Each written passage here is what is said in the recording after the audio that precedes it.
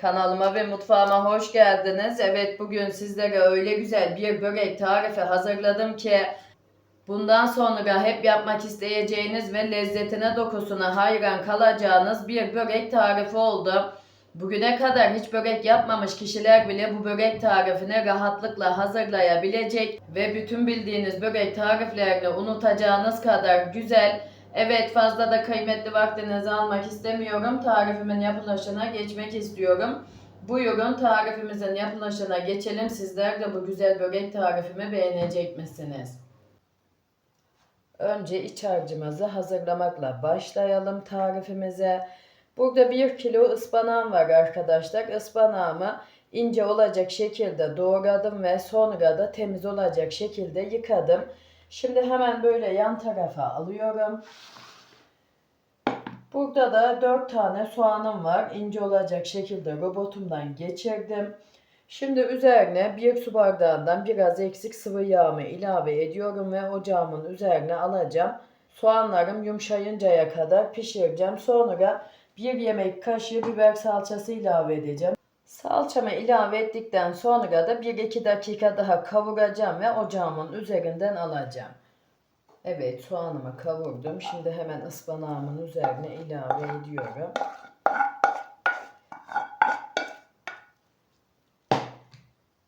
Baharat olarak da 1 çay kaşığı karabiber, 1 çay kaşığı da tuz ilave ediyorum. Ben tuzu fazla sevmediğim için 1 çay kaşığı tuz ilave ettim. Eğer sizler tuzlu seviyorsanız 1 tatlı kaşığı da ilave edebilirsiniz. Karabiberinizi de fazlalaştırabilirsiniz eğer seviyorsanız. Ben sevmediğim için karabiberimi ve tuzumu bu miktarda kullandım. Şimdi hemen böyle iç harcımı karıştırıyorum.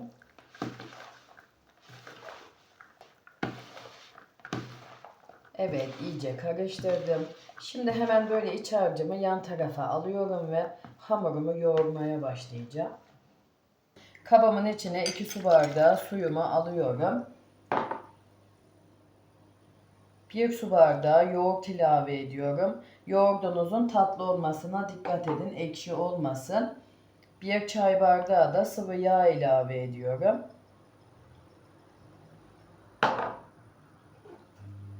1,5 tatlı kaşığı tuz ilave ediyorum. 2 tane yumurta ilave ediyorum. 1,5 paket de kabartma tozu ilave ediyorum. Sizler 2 paket de ilave edebilirsiniz. Benim paketimin bir tanesi yarımdı. Bu nedenle 1,5 paket kullandım. Şimdi kabımın içine almış olduğum malzemelerimi bir karıştıracağım. Sonra unumu ilave edeceğim.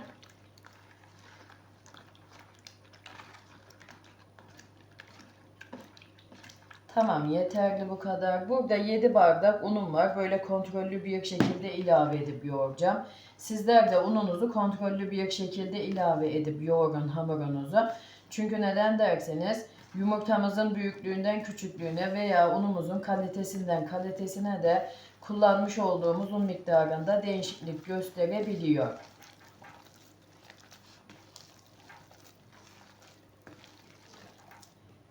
Ben unumun hepsini kullanıyorum çünkü hepsini alacak. Şimdi hamurumu pürüzsüz hale gelinceye kadar yoğuracağım. Kulak memesi yumuşaklığında bir hamur elde edeceğim.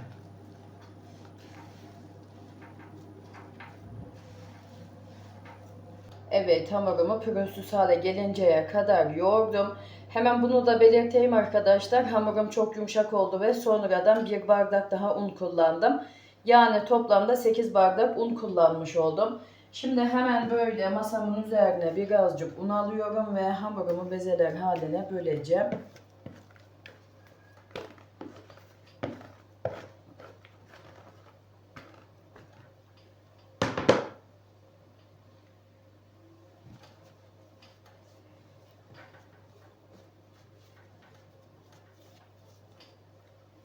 Böyle yumurta büyüklüğünde parçalar alalım ve bezemizi oluşturalım.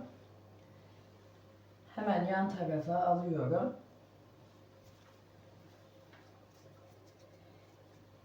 24 eşit beze haline böleceğiz hamurumuzu. Bunu da belirtmiş olayım.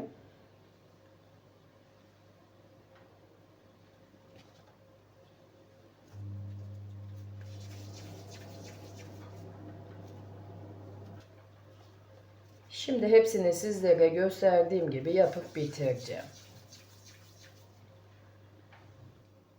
Evet, bütün bezelerimi hazırlayıp bitirdim.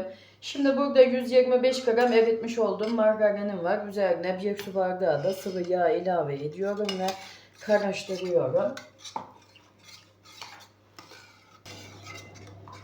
Yeter, bu kadar karıştırdım. Şimdi yağımı hemen yan tarafa alıyorum ve hamurumu tek tek açmaya başlıyorum. Servis tabağı büyüklüğünde.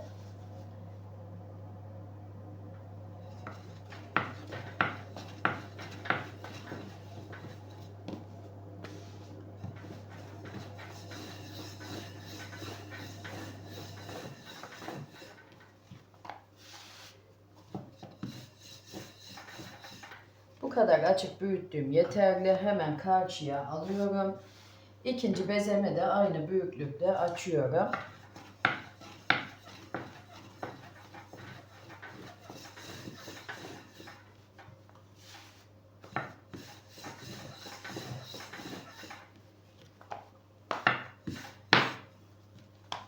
Yine hemen karşıya alıyorum ve üçüncü bezemi de aynı büyüklükte açıp bitireceğim.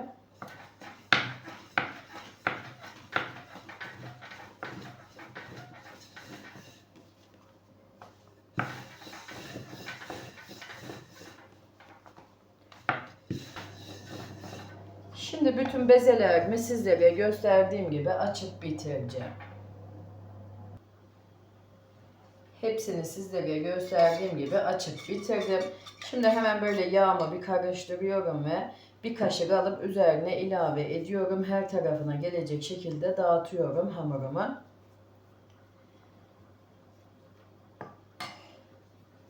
Hemen ikinci hamurumu da üzerine ilave ediyorum ve parmak uçlarımla birazcık bastırıyorum. Kenara alıyorum.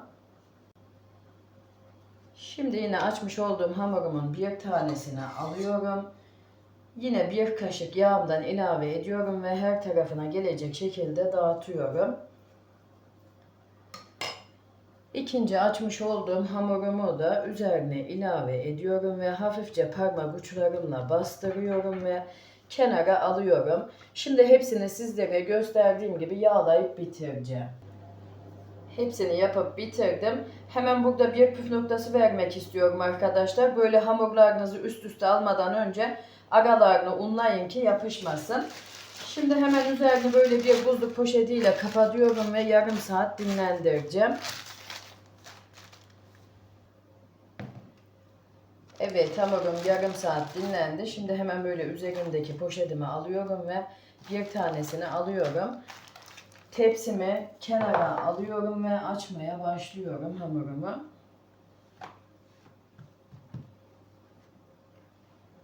Biraz üzerine altını unladım yapışmaması için açarken hamurumuzun.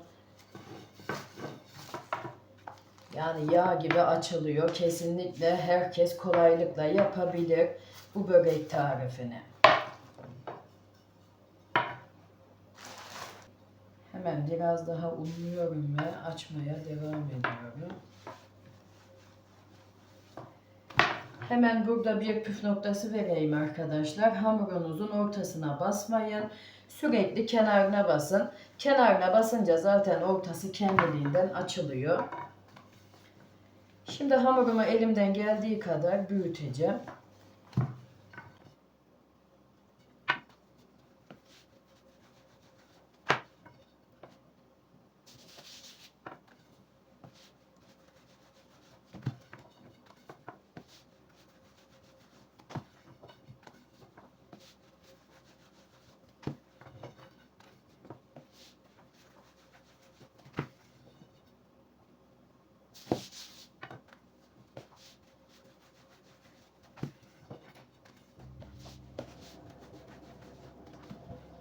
Evet, bu kadar açık büyüttüğüm yeterli. Şimdi iç harcımdan ilave ediyorum.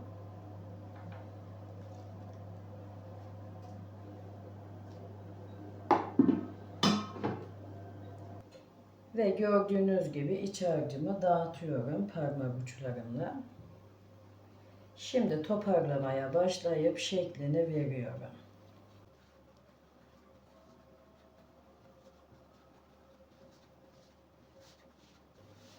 Böyle toparlarken içe doğru çekiştirelim ki sıkı olsun.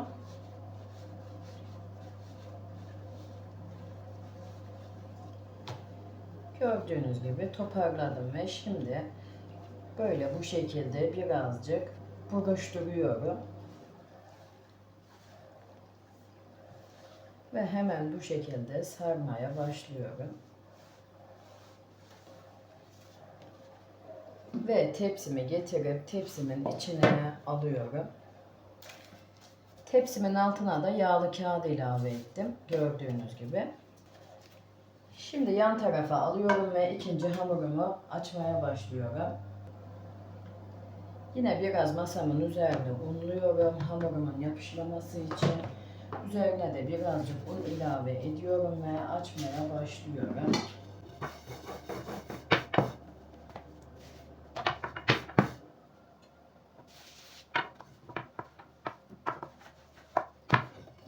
Şimdi yine hamurumu elimden geldiği kadar açıp büyüteceğim.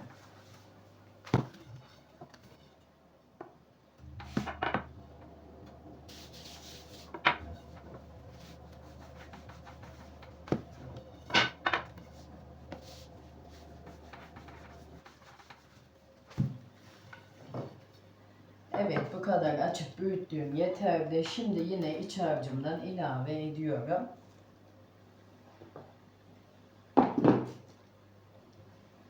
İç harcınıza da arkadaşlar istediğiniz ölçüde ilave edebilirsiniz. Bunu da belirtmiş olayım. Şimdi tekrardan hamurumu toparlamaya başlıyorum bu şekilde.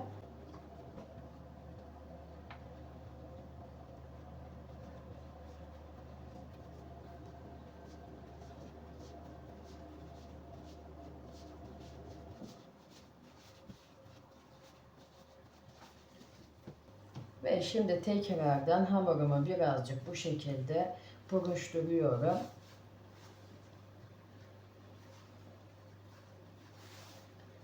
Böyle bu şekilde ve tepsime getiriyorum. Hamurumun uç tarafından katlamaya devam ediyorum. Böyle bu şekilde. Şimdi hepsini sizlere gösterdiğim gibi açıp tepsimin içine de bu uç kısmından devam ederek ilave edeceğim ve tepsimin boyunda böreğimi hazırlayacağım. Evet, böreğim hazır. Şimdi üzerine sosunu hazırlayalım. Burada 2 tane yumurta sarım var. Üzerine yarım çay bardağı da yağ ilave ettim. Yarım çay bardağı da süt ilave ediyorum ve karıştıracağım.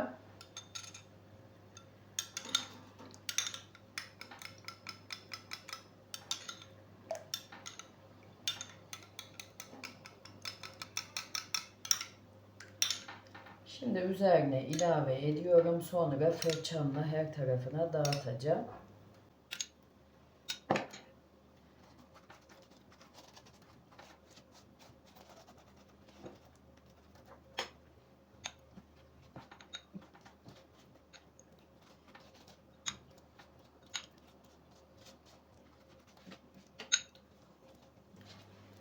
Şimdi hemen diğer tepsimdeki böreğime de ilave ediyorum. Sonra sonlandıracağım. Evet, sosumu da ilave ettim. Şimdi böreğimizi pişmeye bırakalım. Alt üst fan ayarlı önceden ısıtılmış 200 derece fırınıma katıp böreğimin altı üstü kızarana kadar pişireceğim. Yaklaşık 30-40 dakika kadar. Yine de sizler kontrollü pişirin. Çünkü fırından fırına pişme süresinde değişiklik gösterebiliyor. Evet, böreğim pişti. Hemen böyle ilk sıcaklığıyla birlikte dilimleyip iç dokusuna geçmek istiyorum.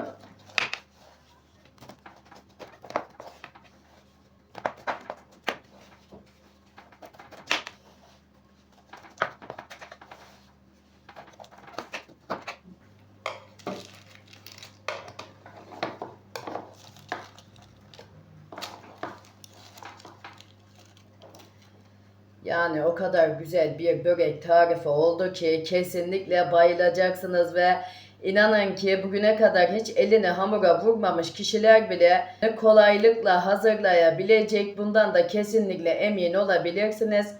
İzleyince sizler de göreceksiniz. Hamurun da yağ gibi açıldığını, asla açarken de sizi zorlamayacak bir börek tarifi oldu. Kesinlikle bundan emin olabilirsiniz. Hemen böyle içini de açıp göstermek istiyorum. Yani bakar mısınız? Gerçekten de çok güzel bir börek tarifi oldu. Asla abartmıyorum ve benim sıkça da yapmış olduğum bir börek tarifi. Biz ailecek çok beğeniyoruz. Eminim sizler de çok beğeneceksiniz ve bundan sonra hep yapmak isteyeceksiniz. Bundan da kesinlikle emin olabilirsiniz. Çünkü daha önceden denemediğim ve beğenmediğim hiçbir tarifimi sizlerle, takipçilerimle paylaşmıyorum. Gönül rahatlığıyla yapabilirsiniz. Kesinlikle yapmanızı tavsiye ederim. Diğer tepsimde daha hala pişiyor arkadaşlar. Önceki pişen tepsimdeki böreğimi sizlerle paylaşmak istedim ve bugünkü tarifim de buraya kadardı. Umarım beğenirsiniz ve daha güzellerini sizler yaparsınız. Tarifimle alakalı eğer aklınıza takılan sorularınız olursa yorumlar kısmına yazabilirsiniz.